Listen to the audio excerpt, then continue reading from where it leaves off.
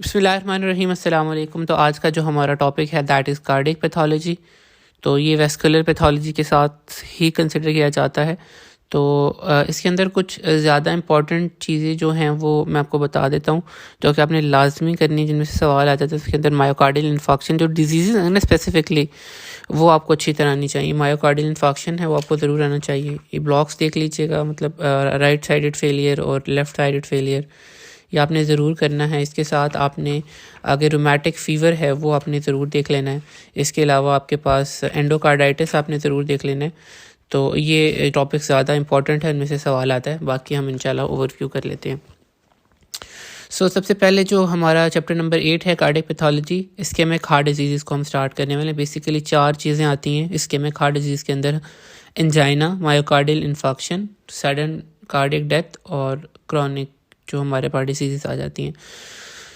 तो सबसे पहले हम बात करते हैं कि बेसिक प्रिंसिपल क्या है इस्केमिक हार्ट डिजीज़। इस्कीमिया आपको पता लग रहा है। These are the group of syndromes related to myocardial ischemia. और बेसिकली जो कॉज होता है वो होता है atherosclerosis of the coronary arteries. Ischemia अब आपको पता ही है, डिक्रीज ब्लड फ्लो होगा। तो atherosclerosis of coronary artery which decreases blood flow to the myocardium. So इसकी बेसिक जो कॉज आ रही होती है इस्केमिक हार्ट डिजीज़ की, इस्कीमिया ड्यू टू एथेरोस्क्लेरोसिस। जो इसके रिस्क फैक्टर्स हैं they are those similar to atherosclerosis. तो ये आपने उस रिलेशन के अंदर याद रखना है।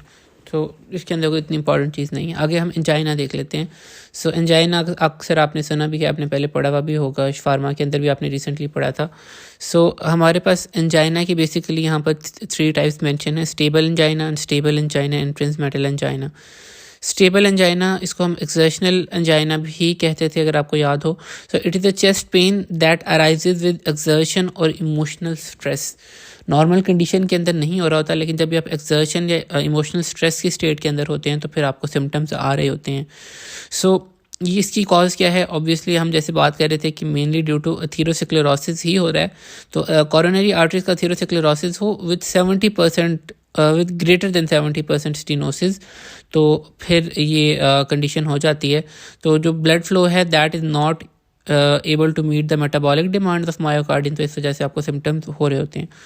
ये थोड़ा सा ब्रीफ ड्यूरेशन के लिए होता है। तो इसके अंदर रिवर्सेबल इंजरी होती है, कोई नेक्रोसिस नहीं होता, कोई परमानेंट इंजरी नहीं होती। तो इसके सिम्टम्स क्या होते हैं? It presents as chest pain lasting less than 20 minutes or that can radiate to your left arm or jaw, diaphoresis, shortness of breath वगैरह। diaphoresis कहते हैं increase sweating without any reason, मतलब गर्मी या कोई फिजियोलॉजिकल स्टिमुलस के बगैर ही आपको पसीना आ रहा है तो इसको डायफोरेसिस कहते हैं। तो ये चेस्ट पेन, डायफोरेसिस और shortness of breath is a common symptom. EKG के अंदर आपको सब एंडोथेलियल इस्कीमिया मिलेगा। ये याद रखिएगा, जहाँ पर भी सब एंडोथेलियल इस्कीमिया की अगर वो बात करें तो इट मीन्स कि एसटी सेगमेंट डिप्रेशन है। एक और टर्म होती है ट्रांसम्यूरल। ट्रांसम्यूरल होता है वो तमाम जो लेयर्स होती है ना, एंडोकार्डियम, मायोकार्डियम, उसके अंदर अगर इस्कीमिया हो जाए, 3 जो लेयर्स होती हैं। लेकिन अगर जस्ट सब एंडोकार्डियम है, मतलब एंडोकार्डियम के नीचे, तो तब इसको हम कहते हैं कि ये सब एंडोकार्डियल इस्कीमिया और इस वजह से एसटी सेगमेंट डिप्रेशन हो जाती है। इसका जो ट्रीटमेंट क्या है, तो ये जब भी रेस्ट करेगा वो बंदा तो उसको रिलीफ फील होगा, या फिर नाइट्रोग्लिसरीन को रिस्पॉन्ड करता है। नाइट्रोग्लिसरीन आपका प्रीलोड आपको याद होगा वो डिक्रीज करती है। ये बेसिकली एंजाइना है। Exertional angina, stable angina emotional stress या एक्सर्शन के साथ रिलेटेड है। रिवर्सिबल इंजरी होती है, chest pain last less than 20 minute और सब एंडोकार्डियल इस्कीमिया होता है। दूसरा हमारे पास जो टाइप है वो अनस्टेबल एंजाइना है। इसी तरह प्रिंस मेटल भी होता है। प्रिंस मेटल को हम पहले डिस्कस कर लेते हैं। प्रिंस मेटल होता है बेसिकली वेजोस्पैज्म्स की वजह से, अगर आपको याद हो।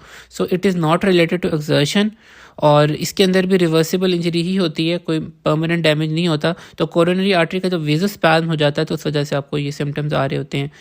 अब देखें, आर्टरी, कोरोनरी जो आर्टरी होती है ये आपकी एपिकार्डियम के अंदर मौजूद होती है।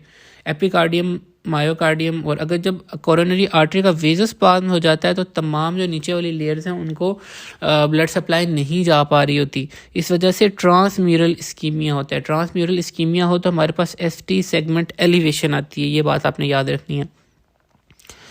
तो इसको हम ठीक कैसे करते हैं? अब ऑब्वियसली वेसोस्पैज्म हुआ हुआ है तो आप कैल्शियम चैनल ब्लॉकर्स दे सकते हैं और साथ नाइट्रोग्लिसरीन भी देते हैं, रिस्पॉन्सिव है। फिर हमारे पास आता है अनस्टेबल एंजाइना। ये मिक्सचर होता है, इसके अंदर आपके पास प्लैक भी बन रहा होता है, थ्रोम्बोसिस भी होता है और ओक्लूजन भी है, वेसोस्पैज्म भी। सो अनस्टेबल एंजाइना, ठीक है, is a chest pain that occurs at rest. ये रेस्ट पे भी हो रही होती है और इसकी बेसिक कॉज ये होती है कि अगर कोई एथेरोस्क्लेरोटिक प्लैक बना हुआ है तो उसकी रप्चर हो जाती है, ठीक है। It causes a thrombus and incomplete occlusion होती है कोरोनरी आर्टरी की। ये बात याद रखिएगा इसके अंदर कि इनकम्प्लीट ओक्लूजन होती है। सो एथेरोस्क्लेरोटिक प्लैक की वजह से, थ्रोम्बोसिस की वजह से इनकम्प्लीट ऑब्स्ट्रक्शन हो जाए तो फिर हम कहते हैं कि अनस्टेबल एंजाइना हो जाता है। ये भी रिवर्सिबल इंजरी कॉज करती है, नेक्रोसिस नहीं होता। और इसके अंदर भी आपके पास एसटी सेगमेंट डिप्रेशन होती है, ठीक है, due to sub endocardial ischemia relieved by nitroglycerin, ठीक है। और इसका चांस होता है कि ये मायोकार्डियल इन्फाक्शन की तरफ ले जाए। तो ये आपने याद रखना, स्टेबल एंजाइना, अनस्टेबल एंजाइना और Prinzmetal angina. Stable angina is related to exertion, Prinzmetal vasospasm, और unstable angina is related to thrombosis and plaques. आगे हमारे पास जो टॉपिक है मायोकार्डियल इन्फाक्शन, 2-3 टॉपिक्स में से सबसे ज़्यादा सवाल आता है एमआई से, एंडोकार्डाइटिस से और रोमैटिक हार्ट फीवर से। तो एमआई से बहुत ज़्यादा सवाल आता है, तो इसको आपने बहुत अच्छी तरह से करना है। जो एक्स्ट्रा चीज़ें मैं आपको बताता रहूँगा। तो मायोकार्डियल इन्फाक्शन के अंदर से क्या होता है कि जब आपके पास नेक्रोसिस हो जाए ना, पहले हम बात कर रहे थे बाकी एंजाइना के अंदर रिवर्सिबल इंजरी से नेक्रोसिस नहीं था। मायोकार्डियल इन्फाक्शन इज जो है represented by necrosis of cardiomyocytes. इसमें क्या होता है, usually rupture of atherosclerotic plaque होता है with thrombosis and it leads to complete obstruction या occlusion of coronary artery. Unstable angina में इनकम्प्लीट थी बट इसके अंदर रप्चर हुआ, थ्रोम्बोसिस बना है and there is a complete occlusion of the coronary artery. Blood जो परफ्यूजन है बिल्कुल डिक्रीज हो रही है, उस वजह से आपका नेक्रोसिस हो रहा है। एटियोलॉजी की हम जैसे बात कर रहे थे, तो एटियोलॉजी के अंदर एक तो atherosclerotic plaque and with thrombosis हो सकता है। इसके अलावा और कौन कौन सी कंडीशन है जिसके अंदर हमने ये चीज़ें डिस्कस की थी। फॉर एग्जांपल कोरोनरी आर्टरी का वेसोस्पैज्म हो जाए तो तब भी नेक्रोसिस हो सकता है, जैसे लाइक प्रिज्मेटल एंजाइना के अंदर था, या कोकेन यूज में भी कोरोनरी आर्टरी का वेसोस्पैज्म होता है। इसी तरह कोई एम्बुलस आके इनलॉज हो गया है, या वेस्कुलाइटिस, कावासाकी वेस्कुलाइटिस में हमने देखा था कि एमआई कॉज होता है चिल्ड्रन के अंदर, ठीक है। तो एमआई के अदर कॉजेज के अंदर कोरोनरी आर्टरी वेसोस्पैज्म या प्रिज्मेटल एंजाइना, कोकेन यूज आप देख सकते हैं, एम्बुलाई और वेस्कुलाइटिस। क्लिनिकल फीचर्स की हम बात करें तो severe crushing sort of chest pain होती है that last greater than 20 minute and radiates to the left arm और जॉ, डायाफोरेसिस, डिस्निया वगैरह। और जो सिम्टम्स हैं ये रिलीफ नहीं होते नाइट्रोग्लिसरीन से। इसमें बस सवेयर क्रशिंग पेन है जिसका जो करेक्टर है वो ग्रेटर देन 20 मिनट्स हैं। तो वो एंजाइना में हम बात कर रहे थे कि लेस देन 20 मिनट होता है। तो ये आपने याद रखना है। कौन कौन सी मेनली साइट्स हैं जो कि इन्वॉल्व कर सकता है, तो बेसिकली वेंट्रिकल्स जो हैं वो इन्वॉल्व होते हैं, जो एट्रिया होते हैं वो यूजुअली स्पेयर होते हैं। अब सवाल आता है कि आपकी आर्टरी की जो है ना वो ओक्लूजन हो, जो आर्टरी दे देता है और बताता है कि आपके कौन कौन से एरियाज़ की इन्फेक्शन हो सकती है। तो यहाँ पर 3 कंडीशन हमारे पास हैं, इसकी आप मार्क कर लीजिएगा ऐसे क्यों आता है। सो जब भी आपके पास लेफ़्ट एंटीरियर डिसेंडिंग आर्टरी, ठीक है, जो कि लेफ़्ट कोरोनरी आर्टरी से ही डिराइव होती है, लेफ़्ट एंटीरियर डिसेंडिंग आर्टरी की इन्फेक्शन होगी। अब एंटीरियर पे डिसेंड कर रही है तो अब आप देख लें तो आपके पास एंटीरियर सेप्टम और एंटीरियर वॉल जो है ना वो जो है वहाँ पर इन्फेक्शन होगी। Anterior wall and anterior septum of left ventricle, ये आपके पास जो है इन्फेक्शन कर रही होती है और ये ऐसे क्यों आया हुआ भी है, तो ये पहली कंडीशन। इसी तरह अगर आपकी राइट कोरोनरी आर्टरी जो है ना वहाँ पर ओक्लूजन हो जाए तो पोस्टीरियर वॉल, पोस्टीरियर सेप्टम और papillary muscles of left ventricle ये जो है कॉम्प्रोमाइज़ होते हैं, क्योंकि right coronary artery 3 basic areas को सप्लाई कर रही होती है, पोस्टीरियर वॉल, पोस्टीरियर सेप्टम और पेपिलरी मसल्स। इसके साथ साथ अगर आपकी लेफ़्ट सर्कमफ्लेक्स जो आर्टरी है उसकी इन्फेक्शन हो जाए, उसके ओक्लूजन की वजह से इन्फेक्शन हो जाए तो आपकी lateral wall of left ventricle जो है वो वहाँ का इन्फेक्शन हो जाता है। तो ये आपने याद रखना है, LAD left anterior descending artery अगर ओक्लूजन हो तो इन्फेक्शन कहाँ होता है, एंटीरियर वॉल और एंटीरियर सेप्टम के ऊपर। अगर राइट कोरोनरी आर्टरी हो तो posterior septum, posterior wall and papillary muscle. तीनों पी से याद रख लें। इसी तरह लेफ्ट सर्कमफ्लेक्स आर्टरी अगर ओक्लूड हो तो आपके पास lateral wall of left ventricle का इन्फेक्शन आता है, ये बात याद रखिएगा। सो ईकेजी फाइंडिंग्स क्या आती हैं? इनिशियली आपके पास सब एंडोकार्डियल इन्फेक्शन आता है तो आपके पास एसटी सेगमेंट डिप्रेशन नज़र आती है, लेकिन अगर सवेयर इस्कीमिया हो जाए और कंटिन्यूड इस्कीमिया हो जाए तो फिर आपके पास जो है वो ट्रांसम्यूरल नेक्रोसिस हो जाता है और आपके पास एसटी एलिवेशन नज़र आती है। तो एसटी जो डिप्रेशन है वो आपको एक अर्ली फेज़ बता रही है, इनिशियल फेज़ बता रही है, जो एलिवेशन है वो आपको एक सवेयर इस्कीमिया की तरफ लेके जा रही है। क्वेश्चन आता है कि लेबॉर्ट्री टेस्ट आप बताएं कौन कौन से आप कर सकते हैं। तो यहाँ पर 2 लिखे हुए हैं बेसिकली जो यूज़ होते हैं, ट्रोपोनिन 1, ट्रोपोनिन आई और CKMB। ट्रोपोनिन आई और CKMB ये आपके पास 2 बेसिक टेस्ट हैं। लैक्टेट डिहाइड्रोजिनेज भी लिखा हुआ है पास पेपर्स वगैरह के अंदर, लेकिन ये इतना स्पेसिफिक नहीं होता।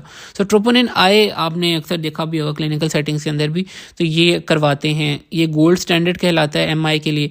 इसका ये होता है कि जो लेवल है वो आपका 2 से 4 घंटे में जो है वो राइज करना स्टार्ट करता है, 24 घंटे में पीक करता है और बेस लाइन के ऊपर 7 से 10 दिन के अंदर आता है। तो अगर कोई बहुत पुराना मतलब काफ़ी दिनों पहले अगर आपको MI हुआ है तो आपको पता लग सकता है। इसी तरह CKMB ये भी बहुत एक अच्छा है, लेकिन इसका फ़ायदा ये है कि ये 4 से 6 आवर राइज करता है, पीक करता है 24 आवर्स में और 72 आवर्स में ये रिटर्न कर जाता है। सो इसकी जो ख़ास बात है कि जो अगर रिकरेंट जो MI होते हैं ना, वो दोबारा अगर कोई आपको एपिसोड हो गया तो उसको डायग्नोस करने में ये हेल्प कर सकता है। ट्रोपोनिन आई जो है ये 7 से 10 दिन बाद इसका बेस लाइन के ऊपर दोबारा लेवल आता है, मतलब डिक्रीज़ करता है, लेकिन CKMB जो है ये जल्दी नॉर्मल के ऊपर इसकी वैल्यूज़ आ जाती हैं। तो अगर दोबारा कोई रिकरेंट एपिसोड हो तो उनके लिए ये अच्छा है।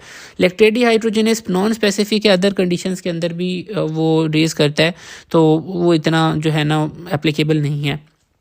ट्रीटमेंट में हम क्या देंगे? एस्पिरिन दे सकते हैं, हेपरिन दे सकते हैं, सप्लीमेंटल ऑक्सीजन दे सकते हैं, nitrate, beta blocker, ACE inhibitors, फिब्रिनोलाइसिस या एंजियोप्लास्टी कर सकते हैं। यहाँ पर 2 चीज़ें याद रखिएगा कि जब भी रीपरफ्यूजन होती है ना, फॉर एग्जांपल अगर आप एंजियोप्लास्टी वगैरह कर रहे हैं तो या फिब्रिनोलाइसिस कर रहे हैं, तो जब भी आप रीपरफ्यूजन करेंगे तो 2 चीज़ें होंगी। तो जब भी रीपरफ्यूजन होगी तो जो डैमेज वहाँ पर एरिया होगा या सेल्स होंगे वहाँ पर कैल्शियम दोबारा आएगा ब्लड की वजह से, और वहाँ पर आपको हाइपर कॉन्ट्रैक्शन शुरू हो जाएगी मायोफिब्रिल्स की वजह से, कॉन्ट्रैक्शन बैंड नेक्रोसिस हो सकता है। तो इट कैन मेक द जो सिचुएशन है वर्स। इसी तरह जब आपके पास दोबारा ऑक्सीजन आ रहा है, ऑब्वियसली जब ब्लड आ रहा है तो ऑक्सीजन भी आ रहा है, तो फ्री रेडिकल जनरेशन शुरू होती है और डैमेज हो सकता है, तो ये रीपरफ्यूजन इंजरी हो सकती है। तो इस केस के अंदर अगर कार्डियक एंजाइम जो है वो कंटिन्यू टू राइज हैं, इवन आपने एंजियोप्लास्टी या फिब्रिनोलाइसिस या ट्रीटमेंट शुरू करवा दी है, तो इसका मतलब है कि रीपरफ्यूजन इंजरी हो रही है, तो ये बात भी याद रखिएगा। बाकी कॉम्प्लिकेशंस हम देख लेते हैं। नीचे टेबल दिया हुआ है, आपने ये टेबल यहाँ से याद नहीं करना क्योंकि जो क्वेश्चंस आए हुए हैं पास पेपर के अंदर वो इस टेबल से सॉल्व नहीं होते, कुछ हद तक सॉल्व हो जाते हैं, बट एक और टेबल है जो कि आपको मैं पेस्ट भी कर दूंगा और पास पेपर वगैरह के अंदर भी अवेलेबल है, तो वो ज़्यादा वो अच्छा है, वो उसके अंदर ज़्यादा क्लासिफिकेशन हुई हुई है डेज़ के अतबार से। सो जो जितने क्वेश्चंस आए हुए थे पास पेपर के अंदर वो वहाँ से सॉल्व हो रहे थे। कॉम्प्लिकेशंस बेशक आप इधर से याद कर लें, ये जो बिल्कुल राइट साइड के ऊपर लिखे हैं। तो कॉम्प्लिकेशंस के अंदर हमारे पास क्या हो सकता है? कार्डियोजेनिक शॉक हो सकता है, कंजेस्टिव हार्ट फेलियर हो सकता है, एरिथमियाज हो सकते हैं, इसके साथ एरिथमियाज के साथ फिब्रिनस पेरिकार्डाइटिस हो सकता है, रप्चर हो सकता है वेंट्रिकुलर फ्री वॉल का, ठीक है, लीडिंग टू कार्डिक टेम्पोनार्ड। इसी तरह पेपिलरी मसल का डैमेज हो सकता है, एनोरिज्म्स हो सकते हैं, म्यूरल थ्रोम्बोसिस हो सकते हैं। तो ये तमाम चीज़ें आप ये है याद रख सकते हैं, 5-6 आप ज़रूर याद रख लें। ये क्वेश्चन 2-3 दफ़ा रिपीट हुआ हुआ है कॉम्प्लिकेशंस वाला, तो ये आप देख लें। Cardiogenic shock, congestive heart failure, arrhythmias, fibrinous pericarditis, rupture of ventricular wall, cardiac tamponade, interventricular septum या फिर पेपिलरी मसल्स का इशू हो सकता है, ठीक है, शंटिंग हो सकती है, एनोरिज्म हो सकता है, म्यूरल थ्रोम्बोसिस हो सकता है, ड्रेसलर सिंड्रोम हो सकता है। तो ये जो ड्रेसलर सिंड्रोम होता है ये एक ऑटोइम्यून पेरिकार्डाइटिस होता है जो कि कुछ दिन बाद होता है, लाइक MI के इवेंट के बाद। अच्छा, तो इसके अंदर से अब ये टेबल की मैं बात कर रहा था, तो टेबल की तरफ आ जाते हैं। मैं यहाँ से आपको बता देता हूँ कि कौन कौन सी स्टेजेस हैं और कौन कौन सा क्वेश्चन आया हुआ है। तो हमारे पास टाइम की बेस के ऊपर हम ये जो इसके मॉर्फोलॉजिकल चेंजेस हैं ना वो डिस्क्राइब करते हैं। अब आपको क्वेश्चन ये आता है कि आपको समटाइम्स वो टाइम दे देते हैं कि इतने घंटे गुजर गए हैं, तो आप ये बताएं एमआई के बाद या डेथ के बाद या ऑटोप्सी पे आपने देख लिया कि इतने घंटे गुजर गए हैं, और आप उसकी ग्रॉस फीचर्स बताएं और इसकी मॉर्फोलॉजी बताएं। समटाइम्स वो कहते हैं कि आपको एक पेशेंट मिला, वो उसकी डेथ हो गई थी, अब आपने ऑटोप्सी की तो आपको ये ग्रॉस फीचर्स मिले हैं, तो अब आप बताएं कि टाइम कितना गुजर गया है एमआई को और उसके ग्रॉस फीचर्स बताएं। तो ये आपने जो है ना बहुत अच्छी तरह करना है। तो सबसे पहले हमारे पास जो टाइम के ऊपर हम डिवाइड कर रहे हैं ना, तो हम ऐसे डिवाइड करें आधे घंटे से 4 घंटे, half hour to 4 hour, 4 to 12 hours, 12 to 24 hours, 1 to 3 days, 3 to 7 days, 7 to 10 days, 10 to 14 days, 2 to 8 weeks and greater than 2 months। तो अब हम देख लेते हैं कि हर ब्रैकेट के अंदर क्या क्या इश्यूज आ रहे हैं। जो हमारे पास आधे से लेके 4 घंटे तक जो ग्रॉस फीचर होता है, कोई ग्रॉस फीचर हमें नज़र नहीं आता अर्ली, ठीक है, और कोई लाइट माइक्रोस्कोपी के ऊपर या मॉर्फोलॉजी के ऊपर भी कोई चीज़ ऐसे हमें जो है वो नज़र नहीं आ रही होती। वेवीनेस ऑफ फाइबर एट बॉर्डर नज़र आ सकता है। 4 से 12 घंटे के दौरान क्या है ये, इसके अंदर हमें डार्क मॉटलिंग या डार्क डिस्कलराइजेशन कभी कभार मिलती है, बट ये इसका स्पेसिफिक नहीं है ये वाला ग्रॉस फीचर। तो इसके अंदर हमारे पास क्या होता है, अर्ली कोगुलेशन नेक्रोसिस स्टार्ट हो रहा होता है, एडीमा और हैमरेज शुरू होता है, अर्ली स्टेज है, ठीक है।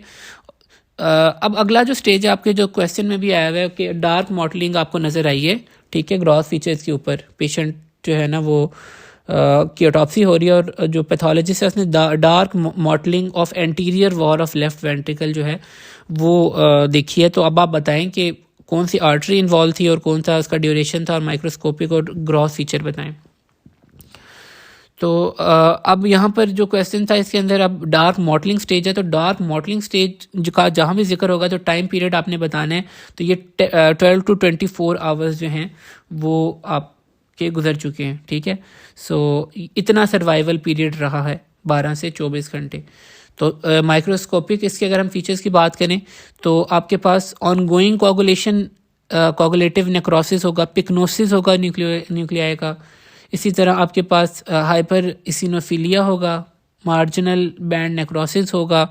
वो पिक्नोसिस, कैरियोरेक्सिस, कैरियोलाइसिस वाली जो स्टेजेस से ना उसके अंदर हो रही होती हैं, ठीक है, डार्क मॉटलिंग स्टेज के अंदर।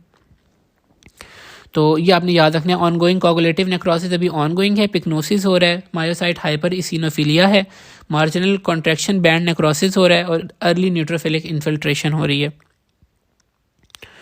सो ये आप याद कर लें इसमें से। अगला जो हमारा स्टेज है 1 to 3 days, उसके अंदर क्या होता है, मॉटलिंग हो रही होती है लेकिन आपके पास येलो टैन जो है वो सेंटर आपको नज़र आ रहा होता है। तो इसके अंदर भी कोगुलेशन नेक्रोसिस आपने लिखना है विद लॉस ऑफ न्यूक्लियाई, ठीक है, brisk interstitial infiltrate of neutrophil. ये क्वेश्चन आया हुआ है कि 1 से 3 दिन के बाद क्या चेंजेस आपको नज़र आएंगे। ग्रॉसली आपको जो है वो येलो पेलर नज़र आएगा, mottling with yellow tan colour नज़र आएगा। इसके साथ साथ कोगुलेशन नेक्रोसिस होगा, लॉस ऑफ न्यूक्लियर स्ट्राइएशन होगा और brisk interstitial infiltrate of neutrophil होगा। इसी तरह 3 to 7 days के बाद आपको क्या चेंजेस नज़र आएंगे। येलो टैन सॉफ्टनिंग ही होती है लेकिन हाइपरेमिक बॉर्डर होता है। तो बाकी आपके पास जो डेड मायोफाइबर्स हैं उनकी डिसइंटीग्रेशन शुरू हो जाती है। इसके बाद 7 to 10 days के बाद क्या चेंजिंग आता है, ये भी क्वेश्चन आया हुआ है कि आप बताएं चेंजेस क्या होंगे। आई गेस 8वें दिन के अंदर पूछा या 10वें दिन के अंदर पूछा, तो ये वाली विंडो ही आ जाती है। तो इसके अंदर आपके पास जो है मैक्सिमली येलो पेलर होता है या टैन एंड सॉफ्ट आपको नज़र आ रहा होता है इनफैक्ट। और इसके साथ जो लाइट माइक्रोस्कोप के ऊपर आपको क्या फीचर्स नज़र आते हैं, फेगोसाइटोसिस आपको नज़र आ रहा होता है, वेल डेवलप होता है डेड सेल्स का, और फाइब्रोवेस्कुलर ग्रैनुलेशन टिश्यू आपको बनता हुआ नज़र आता है। तो आपके पास इसमें भी येलो पेलर ही है, येलो टैन जो आपके पास कलराइजेशन नज़र आएगी with depressed red tan margins, ठीक है, और फेगोसाइटोसिस आपका माइक्रोस्कोपिक फीचर होगा। इसी तरह 10 से 14 दिन के अंदर क्या चीज़ें आपको रेड ग्रे इन्फार्क्ट नज़र आएगा और ग्रैनुलेशन टिश्यू जो है वो इस्टेब्लिश हो चुका होगा। इसके बाद 2 से 8 वीक, ये भी उसने पूछा हुआ है कि 2 से 8 वीक के अंदर आपको क्या चेंजेस नज़र आएंगे। या इसने इस तरह पूछा हुआ है कि ग्रे वाइट स्कार आपको मिला ऑटोप्सी के ऊपर, तो ऑटोप्सी आपने की है और आपको ग्रे वाइट स्कार मिला, तो आप बताएं कि वो जो बंदा है वो जो है उसका कौन सा स्टेज था या कितना उसको टाइम जो है वो गुजर चुका है। तो उसके अंदर आप 2 से 8 वीक लिखेंगे रेड ग्रे वाइट स्कार की वजह से। और माइक्रोस्कोपी के अंदर आपके पास इंक्रीज्ड कोलेजन डिपोजिशन होती है विद डिक्रीज सेलुलरिटी, ठीक है। अगर ज़्यादा 2 महीने से ज़्यादा हो गया तो कंप्लीट स्कारिंग मिलेगी आपको। तो इसमें से क्वेश्चन आया हुआ है रिपीटेडली, वो 1 से 3 डेज़ के आपको पता होने चाहिए ग्रॉस फीचर्स। 1 to 3 days के अंदर आपको mottling with yellow infarct centre नज़र आता है, coagulative necrosis with loss of nuclear and striation, brisk interstitial infiltrate of neutrophils. इसी तरह 7 to 10 डेज वाला भी आया हुआ है, इसके अंदर आपको येलो टैन सेंटर मिलेगा और डिप्रेस्ड आपको मार्जिन मिलेंगे। वेल डेवलप्ड फेगोसाइटोसिस हो जाता है स्टेज के अंदर और फाइब्रोवेस्कुलर ग्रैनुलेशन का अर्ली जो है वो बन रहा होता है। इसी तरह 2 to 8 वीक्स के अंदर आपको ग्रे वाइट स्कार मिलता है और आपके पास जो कोलेजन डेपोजिशन है वो इंक्रीज़ कर जाती है और सेलुलरिटी डिक्रीज़ कर जाती है। तो ये थोड़ा सा है। इसी तरह मैं एक और क्वेश्चन आया हुआ था कि आप ये बताएं कि anterior wall of left ventricle involve है और आपको डार्क मॉडलिंग मिल रही है, तो कौन सी आर्टरी इन्वॉल्व होगी। डार्क मॉडलिंग मिल रही है तो आपको टाइम पीरियड का तो आइडिया हो जाएगा कि 12 से 24 घंटे। एंटीरियर आपके पास वॉल है।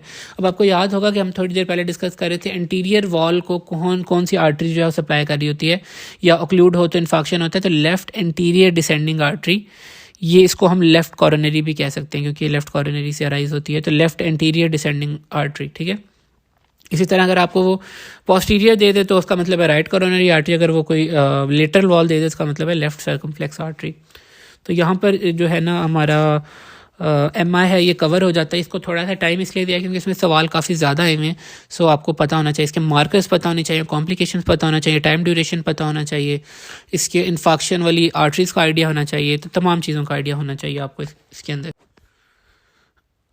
अगला जो हमारा है that is sudden cardiac death. Sudden cardiac death के अंदर ये होता है कि आपके पास सडन अनएक्सपेक्टेड डेथ हो गई है और विदाउट सिम्टम्स या लेस देन 1 आवर आपको जो सिम्टम्स है वो अराइज किए हैं। अब ये यूजुअली जो फेटल होता है क्यों होता है, क्योंकि वेंट्रिकल एरिथमियाज इसके अंदर होता है, मेन कॉज जो होती है।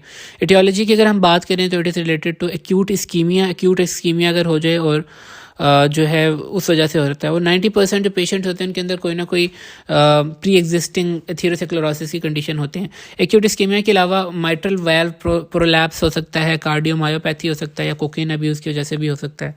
सो एक सडन कंडीशन है। इसी तरह chronic ischemic heart disease, so जो पुअर मायोकार्डियल फंक्शन है due to chronic ischemia that can lead to जो कंजेस्टिव हार्ट फेलियर। मतलब ज़रूरी नहीं है कि इसके अंदर आपके पास इन्फेक्शन हो रहा है या नहीं हो रहा, लेकिन अगर आपके पास पुअर मायोकार्डियल फंक्शन है इस्केमिक डैमेज की वजह से, it can lead to congestive heart failure.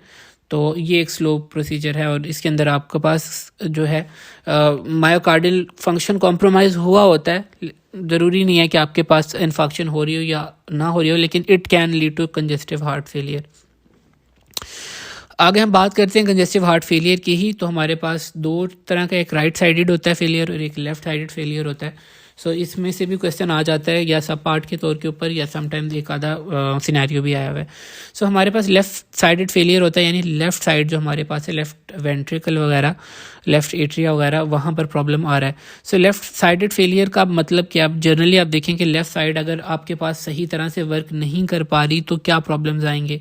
अब यहाँ से आपकी जो है सिस्टमिक सर्कुलेशन के अंदर एओर्टा के थ्रू ब्लड ने जाना होता है, तो नहीं जा पा रहा तो डेफिनेटली बैक फ्लो कर रहा है। ठीक है, फॉरवर्ड परफ्यूजन हमारी कॉम्प्रोमाइज़ हुई है, तो सारे सिम्टम्स इसी वजह से आते हैं। तो अब लेफ्ट साइडेड हार्ट फेलियर होता क्यों है? एक तो इस्कीमिया की वजह से हो सकता है, हाइपरटेंशन की वजह से होता है। हाइपरटेंशन में भी आपके पास ना लेफ्ट वेंट्रिकुलर हाइपरट्रॉफी आ जाती है, डायलेटेड कार्डियोमायोपैथी आ जाती है, मायोकार्डियल इन्फेक्शन आ सकता है, रिस्ट्रिक्टिव कार्डियोमायोपैथी है। अब ये मायोपैथीज की वजह से आपके पास फीलिंग भी प्रॉपर नहीं हो पा रही होती, ठीक है, और पंपिंग भी सही नहीं हो पा रही होती। तो ये जो रीजंस है ना, इस वजह से आपका जो लेफ्ट वेंट्रिकुलर फंक्शन है वो सही तरह से नहीं हो रहा था। अब फीचर जैसा कि हम बात कर रहे थे, डिक्रीज फॉरवर्ड परफ्यूजन की वजह से हो रहे होते हैं, और फॉरवर्ड परफ्यूजन नहीं हो रही तो फिर आपके पास जो पल्मोनरी सर्कुलेशन है उसके अंदर कंजेशन हो जाती है। सो अब इसके जो क्या फाइंडिंग्स मिलेंगी हमें, फीचर्स क्या मिलेंगे? एक तो पल्मोनरी कंजेशन होगी, पल्मोनरी कंजेशन होगी तो पल्मोनरी एडीमा होगा, उस वजह से आपको डिस्निया हो सकता है, पैरोक्सिस्मल नॉक्टर्नल डिस्निया हो सकता है, और थिपनिया हो सकता है, क्रैकल्स हो सकते हैं। और इसके साथ साथ एक और स्पेसिफिक फाइंडिंग जो होती है कि आप कंजेशन हो रही है आपके पास, ठीक है, सो आपके पास इंट्रा एल्वेलर हेमरेज होता है, और वहाँ पर हेमरेज क्यों होता है? बर्स्टिंग ऑफ कंजेस्टेड कैपिलरीज की वजह से।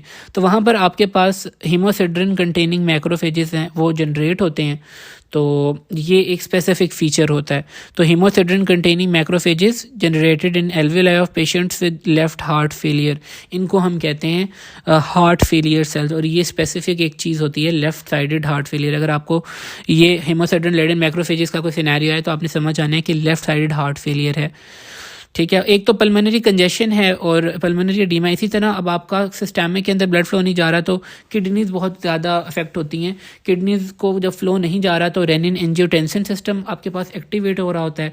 अब वो क्या करता है, एक तो आपके पास मज़ीद टोटल पैराफिल रेजिस्टेंस जो है वो बढ़ा देता है और इसके साथ साथ आपके पास एल्डोस्टेरॉन की सिक्रीशन कर देता है। एल्डोस्टेरॉन क्या करता है, मज़ीद वाटर रिटेंशन करता है ड्यू टू सोडियम रीअब्जॉर्प्शन। तो जो आपके पास पहले ही हार्ट फंक्शन नहीं कर पा रहा होता तो ये जो कंडीशन है मज़ीद वर्स हो रही होती है। तो ये आपने देख लेना है। तो ये बेसिकली एक तो पल्मोनरी कंजेशन, पल्मोनरी एडीमा के सिम्टम्स आ रहे होते हैं और दूसरा ये है कि आपके पास जो किडनीज़ को ब्लड फ्लो है वो डिक्रीज़ होता है और मज़ीद टोटल पैराफिल रेजिस्टेंस इंक्रीज़ करेगी तो आपके पास ब्लड प्रेशर इंक्रीज़ करेगा, एल्डोस्टेरॉन वगैरह होगा तो वाटर रिटेंशन होगी। तो ये एक जो है ना विशियस साइकिल सा बन जाता है। इसकी जो ट्रीटमेंट है बेसिकली एस इनहिबिटर हम दे रहे होते हैं। तो ये आप देख लीजिए। इसी तरह राइट हार्ट फेलियर, इसमें क्या होता है, ये most commonly due to the left sided failure होता है। आप देखें लेफ्ट साइड पे अब एक चीज़ नहीं जा पा रही, मतलब आगे पंप नहीं हो रही, तो हो सकता है बैक फ्लो की तरफ चला जाए। ठीक है, बैक फ्लो की भी हो सकता है, इसके साथ शंट भी हो सकता है, जो है लेफ़्ट टू राइट शंटिंग भी हो सकती है। और क्रॉनिक लंग डिजीज़ या कॉर्पोल्मिनल वगैरह की वजह से जो है वो आपके पास राइट साइड फेलियर हो सकता है क्योंकि ब्लड आगे जा ही नहीं पा रहा लेफ़्ट साइड के अंदर। तो ये तमाम कॉजेज़ हो सकती हैं। लेफ़्ट साइडेड फेलियर इटसेल्फ हो सकता है, लेफ़्ट टू राइट शंट और chronic lung disease such as cor pulmonale. Clinical feature अब क्या होता है, अब देखें कि अब आपके पास राइट साइड का मसला आ रहा है। ठीक है, अब इससे पीछे वाले जो स्ट्रक्चर्स हैं अब हम उनको देख लेते हैं कि क्या क्या हो सकता है। जगुलर वीनस डिस्टेंशन होती है। ठीक है, आपके पास जो जगुलर वीन्स हैं, ठीक है, वो आपके पास डिस्टेंड कर जाती हैं। इसके साथ साथ जो है हिपैटोमेगली हो सकती है, हिपैटोस्प्लीनोमेगली हो सकती है with the characteristic nutmeg liver. तो ये आपने बात याद रखनी है कि जो आपके पास राइट साइडेड हार्ट फेलियर है it is related to liver symptoms. ठीक है, स्प्लीन या पैंक्रियाज, ये तमाम जो चीज़ें हैं ना ये आपने याद रखनी है। Cardiac cirrhosis, it can lead to cardiac cirrhosis. और इसके अंदर पिटिंग एडीमा भी जो है वो डेवलप हो जाता है। अब एक सिनेरियो आया हुआ था कि आप बताएं कि एक पेशेंट है, उसको जॉन्डिस है, नोड्यूल्स हैं लिवर के ऊपर, हेड ऑफ पैंक्रियाज भी इन्वॉल्व हैं, तो कौन सी कार्डिक एबनॉर्मेलिटी हो सकती है। तो एक ही कार्डिक एबनॉर्मेलिटी है जो कि आपके लिवर को हिपैटोस्प्लीनोमेगली करती है, नटमैग लिवर कॉज करती है, कार्डिक सिरोसिस करती है, that is right sided heart failure. तो ये आपने डायग्नोस कर लेना है इसको इस तरह। बाकी आपके पास यही चीज़ है इसके अंदर। तो आगे हमारे पास कंजेनिटल डिफेक्ट्स हैं। सो अब कंजेनिटल डिफेक्ट्स के अंदर क्या है, बेसिकली हमारे पास शंटिंग हो रही होती है, या तो सिस्टेमिक शंटिंग हो रही होती है या राइट पल्मोनरी सर्कुलेशन के अंदर चला जाए तो राइट शंटिंग हो रही होती है।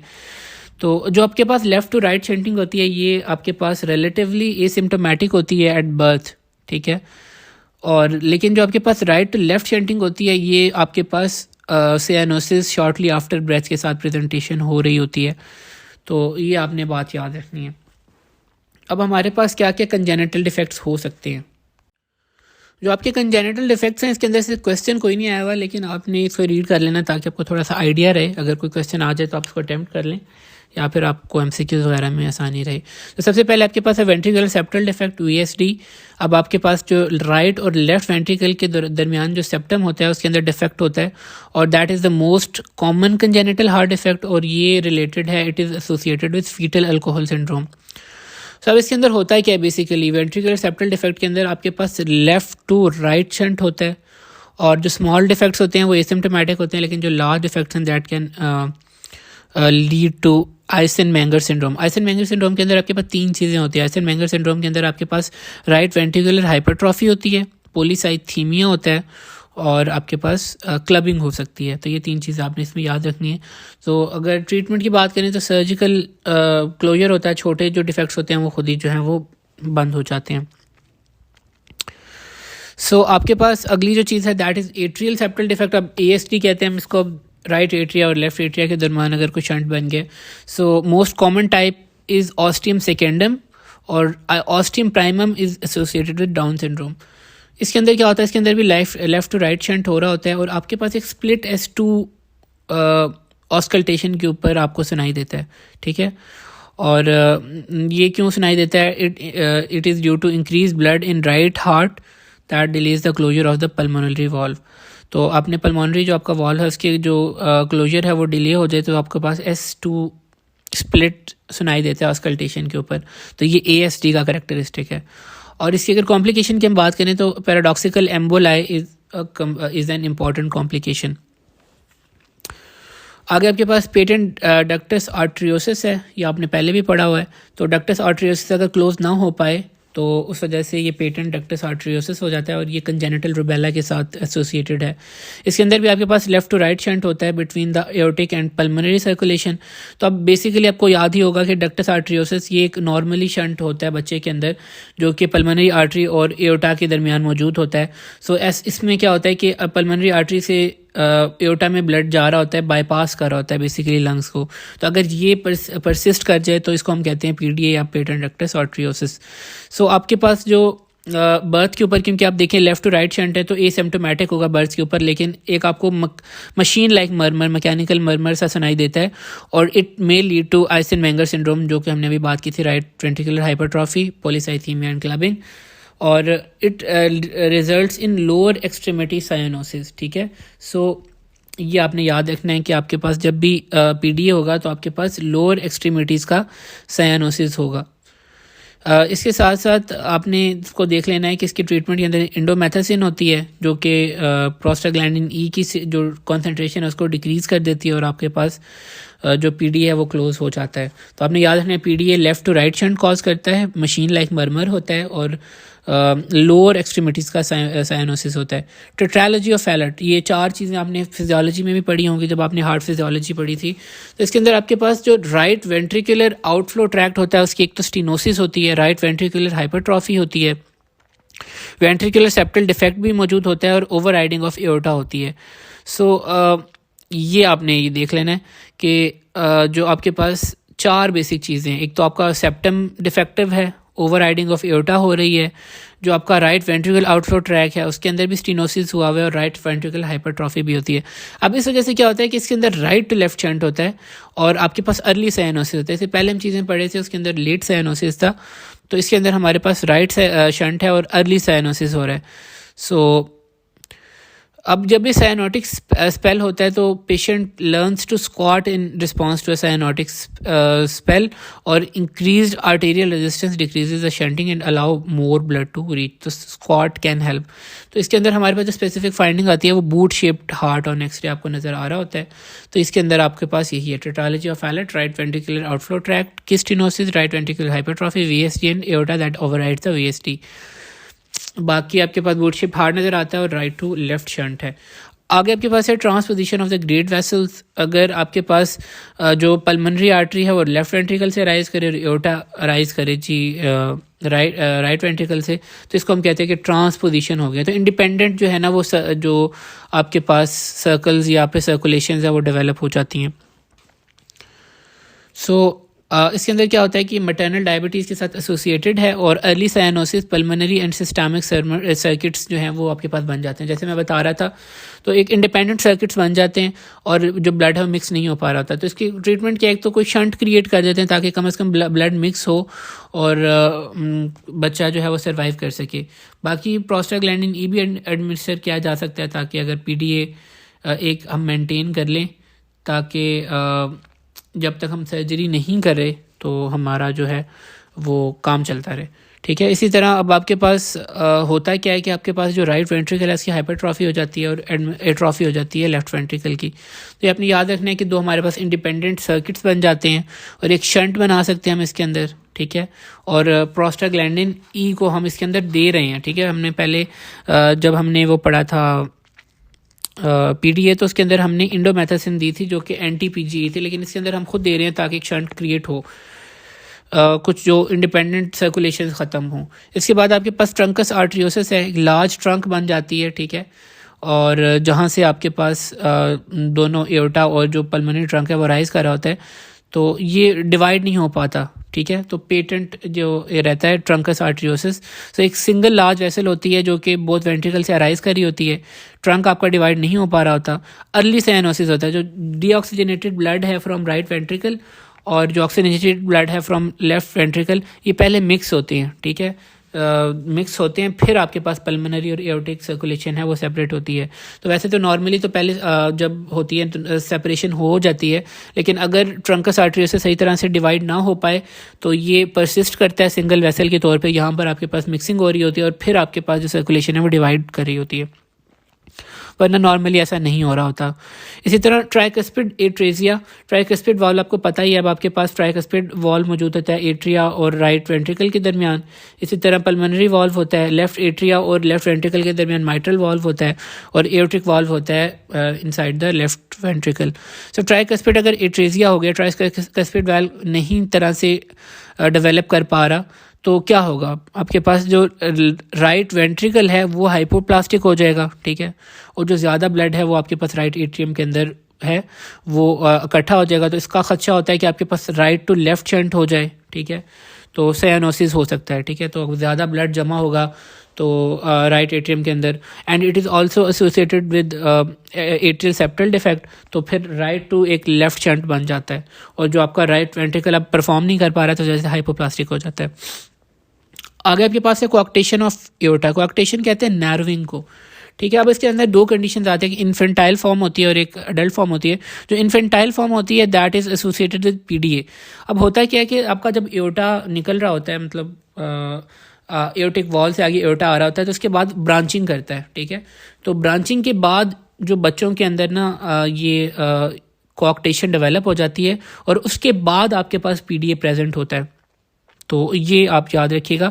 सो infantile form is associated with PDA, और जो कोआक्टेशन है it lies distal to the aortic arch, यानी उसके बाद आर्चिस के बाद आपके पास होता है, लेकिन प्रॉक्सिमल टू पीडीए, पहले पीडीए के मौजूद होता है। तब होता है क्या है कि कोआक्टेशन की वजह से अब आपके पास पीडीए भी मौजूद है, कोआक्टेशन भी है, तो लोअर एक्सट्रीमिटीज़ जो है ना वो आपको नज़र आएंगी, ठीक है, जो आपका इन्फेंट है, ठीक है, क्योंकि अब ब्लड जो है वो पीडीए के थ्रू इधर जा रहा है, तो आपके पास जो लो एक्सट्रीम जो आपके पास ऑक्सीजनेटेड ब्लड है वो दोबारा पीछे ही जा रहा है, तो आपके पास जो लोअर एक्सट्रीमिटीज है उसके अंदर आपको साइनोसिस मिलेगा। टर्नर सिंड्रोम के साथ जो है वो एसोसिएटेड होता है। और जो अडल्ट फॉर्म है it is not related to PDA. अब इसके अंदर क्या होता है, आपके पास पीडीए प्रेजेंट नहीं है तो सिर्फ आपके पास कोआक्टेशन हो रही है।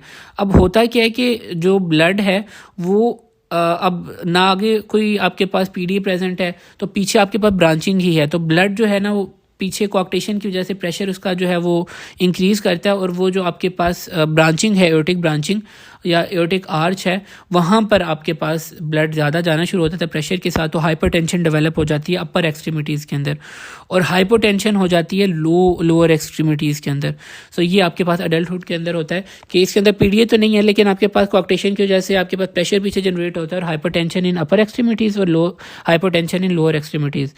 एक और ये हो सकता है कि कोआक्टेशन की साइडों के ऊपर आपके पास कोलैटरल सर्कुलेशन आपके पास बन जाए, ठीक है, और वो जो कोलैटरल जो आपके पास रूट बनता है वो आपके पास नॉचिंग ऑफ रिब्स भी कर सकता है, क्योंकि वो जो कोलैटरल सर्कुलेशन होते हैं वो इंटरकोस्टल आर्टरीज के अक्रॉस डेवलप होता है, तो वो जब उसके अंदर से ब्लड आपके पास पास करता है तो आपके पास रिब्स के ऊपर नॉचिंग नज़र आती है एक्सरे के ऊपर। इसी तरह it is also associated bicuspid aortic valve. अगर आपके पास एओर्टिक वॉल जो है बायकस्पिड है, वैसे तो नेचुरली नॉर्मली ट्राइकस्पिड होता है, अगर वो बायकस्पिड हो तो it can also cause this. तो कोआक्टेशन ऑफ एओर्टा के अंदर हमारे पास एक तो इन्फेंटाइल फॉर्म है that is related with PDA, इसके अंदर आपके पास लोअर एक्सट्रीमिटीज़ का साइनोसिस होता है, और अडल्ट फॉर्म के अंदर आपके पास अपर एक्सट्रीमिटीज़, वहाँ पर आपके पास जो है हाइपरटेंशन होती है, और लोअर जो एक्सट्रीमिटीज़ होती है उसके अंदर आपको जो है वो हाइपोटेंशन मिलती है, ठीक है, कोआक्टेशन की वजह से। सो आगे हमारे पास जो प्रॉब्लम्स आ रही हैं दैट आर वेल्वुलर डिसऑर्डर्स। तो हमारे पास जैसे हम बात कर रहे थे कि 4 वेल्व्स होते हैं basically, tricuspid, pulmonary, mitral and aortic, जो कि आपका बैक फ्लो को प्रिवेंट कर रहे होते हैं। अब जब भी वेल्वुलर डिसऑर्डर होता है, लीजन होती है, तो या तो आपके पास स्टीनोसिस होती है, स्टीनोसिस की वजह से आपके पास जो वेल्व का कैलिबर होता है वो डिक्रीज कर जाता है, या रिगर्गिटेशन हो जाती है। रिगर्गिटेशन में क्या होता है, आपके पास बैक फ्लो आ रहा होता है। तो आपके पास हमारे पास सबसे पहले जो पहली चीज़ है एक्यूट रिमेटिक फीवर, इसके अंदर से बहुत सी चीज़ें आती हैं, पैथोजेनेसिस से लेके इसकी लीजन से लेके इसका क्राइटेरिया एंड इसके कॉम्प्लिकेशन, ये आपने हर चीज़ अच्छे से करनी है।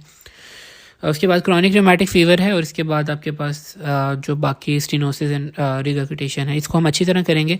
सो एक्यूट रिमेटिक फीवर, ठीक है, ये होता क्यों है? So acute rheumatic fever it is a systemic complication of pharyngitis due to group A beta haemolytic streptococci और it affects children 2 to 3 weeks after an episode of streptococcal pharyngitis. So इसकी pathogenesis क्या है? तो ये तो हमने बात कर ली कि एक सिस्टमिक कॉम्प्लिकेशन है फेरेंजाइटिस की due to the group A beta haemolytic streptococci. इसका जो है ना पैथोजेनेसिस, तो इसका जो बेसिक पैथोजेनेसिस होता है दैट इज़ मॉलिक्यूलर मिमिक्री, ठीक है। तो ये पैथोजेनेसिस आया हुआ भी है, तो ये आपने लिखना हो तो आप कैसे लिखेंगे? यहाँ पर बस इसने एक लाइन ही लिखी हुई है, लेकिन मैं आपको लिखवा देता हूँ। सो इसमें बेसिकली पैथोजेनेसिस ये होता है कि आपके पास एक इम्यून रिस्पॉन्स होता है ग्रुप ए स्ट्रेप्टोकोकाई के खिलाफ।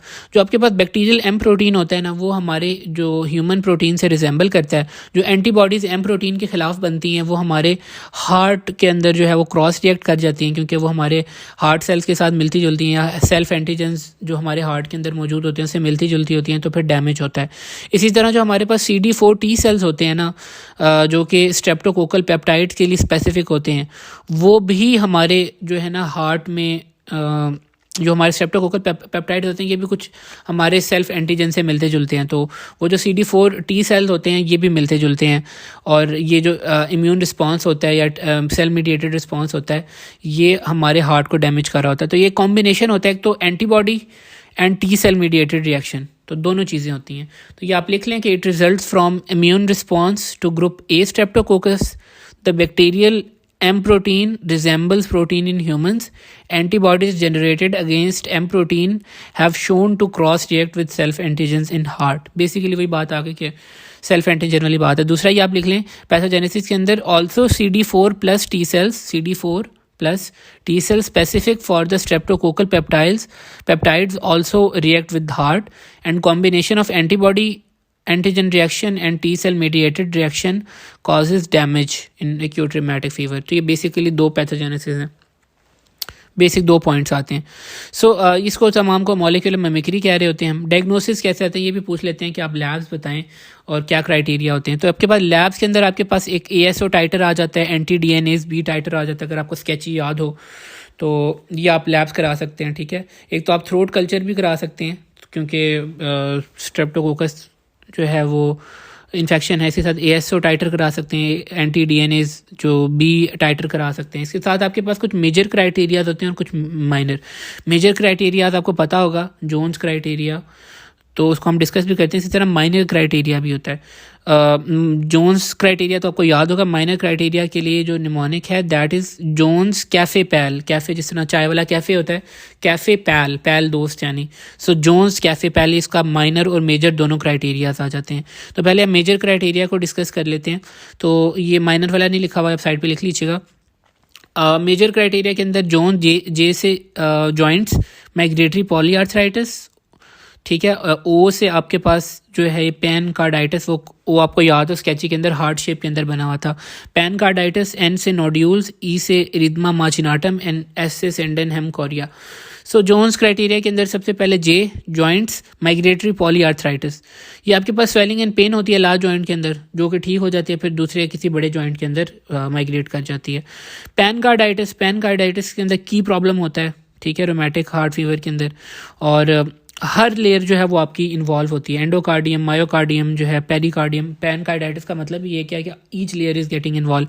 एंडोकार्डाइटिस में आपके पास माइट्रल वाल्व इन्वॉल्व होता है, ठीक है।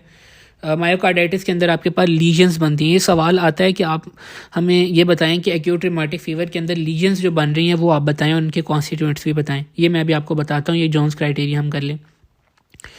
तो मायोकार्डाइटिस के अंदर बेसिकली एशॉफ बॉडीज़ होती हैं, एनिट्स को बॉडीज़ होती हैं, और 2 और भी हैं, वो मैं ये आपको करके फिर बता देता हूँ। पेरिकार्डाइटिस भी हो जाता है, ठीक है। ये आपके पास पैनकार्डाइटिस है। इसी तरह N से सबकुटेनियस नोड्यूल्स बन जाते हैं। E से इरिथमा मार्जिनाटम, आपके पास इरिथमेटिस एक रैश बन जाता है। सेंडेनहेम कोरिया, इनवॉलेंट्री मसल मूवमेंट्स हो जाती हैं। तो ये आपके पास मेजर क्राइटेरिया है। माइनर के अंदर कैफे पैल, तो कैफ़े से आप याद रखें CAFEPAL, पैल, कैफ़े पैल। C से आपके पास CRP इंक्रीज़ होगा, A से आर्थ्रेल्जिया, F से फीवर, E से आपके पास ESR इंक्रीज़ करेगा, P से आपके पास जो है PR इंटरवल वो इंक्रीज़ करेगा, A से आपके पास एनेमेसिस ऑफ रियोमेटिज्म है, ये किसका होता है माइनर क्राइटेरिया, और L से ल्यूकोसाइटोसिस होता है। कैफ़े पैल, CAFE कैफ़े, PAL पैल। सो जोन्स कैफे पैल, सी से CRP इंक्रीज़ करेगा, ए से आर्थ्रेल्जिया, एफ से fever, ESRE, P stand for PR interval increase करेगा, एनेमेसिस ऑफ रूमेटिज्म एंड ल्यूकोसाइटोसिस। ये आपके पास क्राइटेरिया।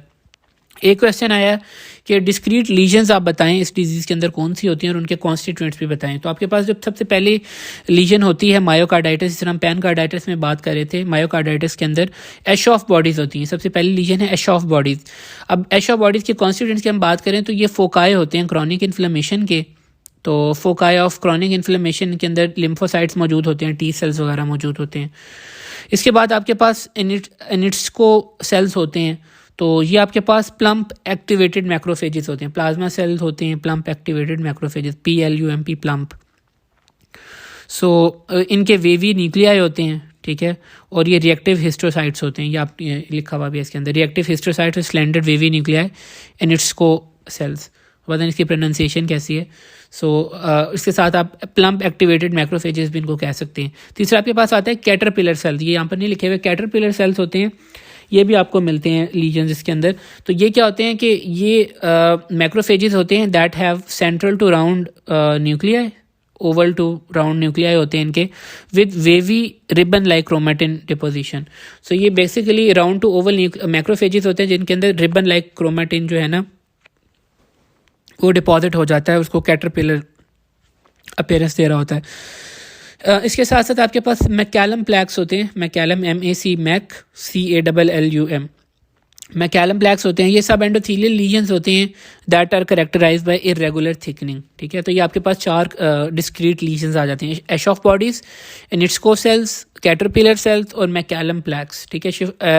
एश ऑफ बॉडीज के अंदर आपके पास लिम्फोसाइट्स होंगे, foci of lymphocyte, chronic inflammation वगैरह। एनिट्सको सेल के अंदर आपके पास रिएक्टिव हिस्टोसाइट और स्लेंडर वेवी न्यूक्लियाई आ जाएंगे and with plump activated macrophages. Caterpillar cell के अंदर macrophages with chromatin deposition, ribbon like, और मैकैलम प्लैक्स के अंदर सब एंडोथेलियल लीजन्स हैं विद इरेगुलर थिकनिंग। अगर हम बात करें कि इसकी कॉम्प्लिकेशंस क्या होती हैं, कॉम्प्लिकेशंस का भी सवाल आया हुआ है कि वो बताते हैं कि आप रिमेटिक जो डिजीज़ की कॉम्प्लिकेशंस बताएं। कॉम्प्लिकेशंस आप लिख लें, एरिथमियाज हो सकते हैं, थ्रोम्बो एम्बोलाई कॉम्प्लिकेशंस हो सकते हैं, थ्रोम्बो एम्बोलिक कॉम्प्लिकेशंस हो सकती हैं, इन्फेक्टिव एंडोकार्डाइटिस हो सकता है, फाइब्रोसिस हो सकता है और कार्डियक एट्रोफी हो सकती है। So arrhythmias, thrombo embolic conditions, infective endocarditis, fibrosis and hypertrophic. अगर एक्यूट जो अटैक है वो रिजॉल्व कर जाता है यूजुअली तो, लेकिन अगर ना करे तो क्रॉनिक रिमेटिक हार्ट डिजीज हो जाती है। तो क्रॉनिक रिमेटिक हार्ट डिजीज़ के अंदर क्या होता है कि वैल्व स्कारिंग होती है। इसके अंदर रिमेटिक फीवर की वजह से आपकी जो वैल्व है उनके ऊपर स्कारिंग शुरू हो जाती है और इसके अंदर आपके पास एक स्टेनोसिस होता है with a classic fish mouth appearance. तो फिश माउथ अपीयरेंस जो है वो is a specific feature for chronic rheumatic heart disease और यूजुअली जो है वो माइट्रल वॉल्व इन्वॉल्व हो रहा होता है बट कभी कभार एओर्टिक वॉल्व भी इन्वॉल्व हो जाता है। कॉम्प्लिकेशन इसने लिखे हुए इन्फेक्टिव एंडोकार्डाइटिस ये हमने जिक्र कर लिया है, तो ये आपने अच्छी तरह कर लेना है टॉपिक।